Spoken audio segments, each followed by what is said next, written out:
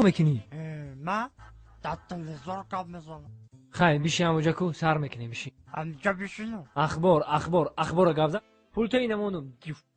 السلام علیکم تماشاگران عزتمند. اینک برنامه تلویزیون اخبار است رسانه‌ای. توسط به شما میستر کلی. هفته پیش در شهر دوشنبه در چشم گرفتم. در نزدیکی این ویدی دو دوست را دستگیر کردند. صدراعظم نجمی و بهرام غفوری ساعت 12 شب به نیت غارتگری از خانه بیرون شده به خانه عبیدالله سعدلو حمله کردند. عبیدالله سعدلو در حالت مست خواب بوده. از کاسه عبیدالله سعدلو 180 درم، از درون شیفانیر عبیدالله سعدلو چیزهای قیمت بها، دو فیلم میکا، دو پرکالو، دو پچکه چای، دو پرنسکی و دو ترکانی خانه را زیر کرده گریختند.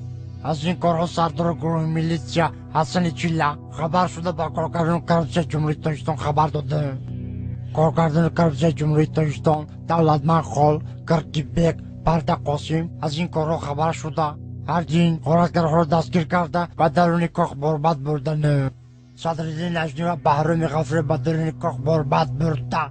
صدراعظم نجمیدین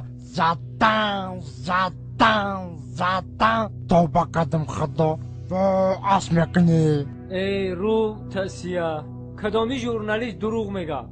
تو در تلویزیون گپ زده استی، تو رو تمام جهان تماشا میکنه. تو دروغ میگی؟ تو رو خلق بدون چیکار میکنه؟ سنگ شپت میکنه. نخود ژورنالیست دروغ بگه. چه نرو بزنی؟ تو فالبینی دروغ گفته استی.